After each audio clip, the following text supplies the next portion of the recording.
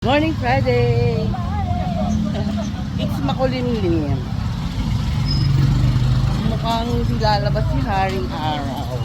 Haring Araw! Oo nga, kasi last night nga narinig ko may ambon-ambon Bakit kaya? Siguro may bagyo sa ibang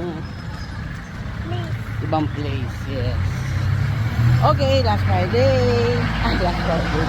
Last day of the week. It's Friday, P-Day. Ano kaya gagawin nyo ngayon, P? Exercise, ayun. Po? Exercise, tamad ako. Exercise, tamad daw siya. Kaya mo yan. Ikaw ka lang magpapagod, okay? Okay. Let's go. Good morning, guys. Bye.